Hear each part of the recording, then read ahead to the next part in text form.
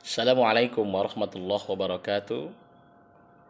Bertemu kita kembali pada pertemuan yang ketiga di mata kuliah Micro Teaching 2. Pada pertemuan kali ini saya ingin menyampaikan tentang penguatan materi Micro Teaching 2 yang menyangkut tentang 3 faktor proyeksi pendidikan abad 21. Hari ini kita telah dihadapkan dengan pendidikan yang berbasiskan kurikulum 2013.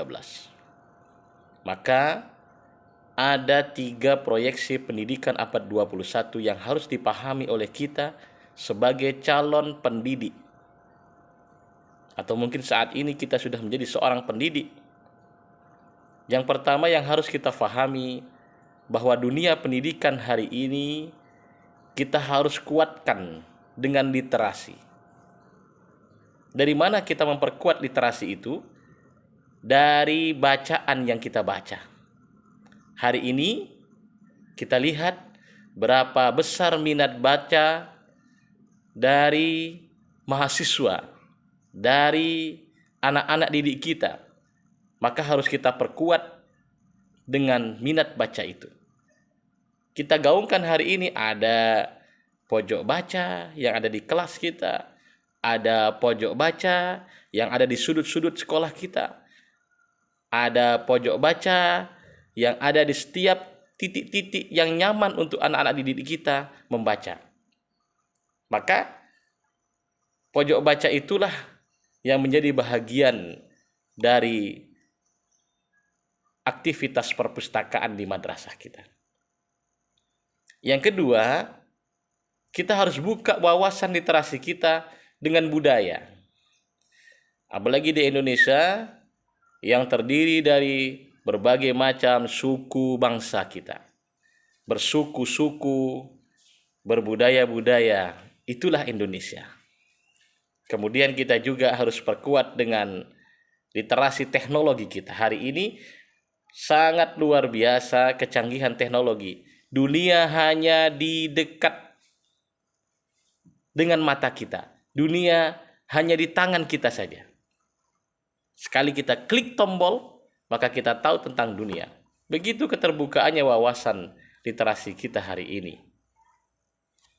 Yang kedua, yang harus kita pahami juga adalah bahwa proyeksi pendidikan abad 21 hari ini adalah tentang kompetensi yang harus dimiliki oleh setiap siswa yang kita didik. Kita harus bangun sikap kritis pada siswa. Bahwa pendidikan hari ini monoton bukanlah menjadi bahagian dari pendidikan kurikulum 2013 hari ini.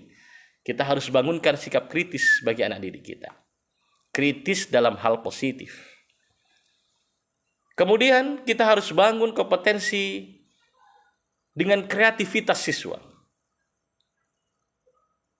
Kita tidak lagi membutuhkan generasi-generasi yang pasif, tapi kita butuh generasi yang kreatif, dan itu dimulai dari dunia pendidikan.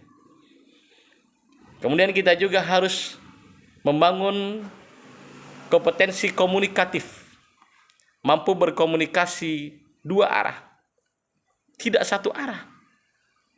Itulah perbedaan paradigma pendidikan ke abad 21 ini. Dan kita juga harus mampu membangun siswa-siswa yang kompetensi secara kolaboratif, mampu bekerja sama dengan orang-orang yang mendatangkan kebaikan, yang mendatangkan kemajuan, yang mendatangkan keuntungan, yang mendatangkan perbaikan bagi bangsa dan negara ini. Tentunya juga bagi diri kita. Yang terakhir, 3 proyeksi pendidikan abad 21 ini adalah karakter akhlak. Ini yang paling penting di antara proyeksi pendidikan hari ini.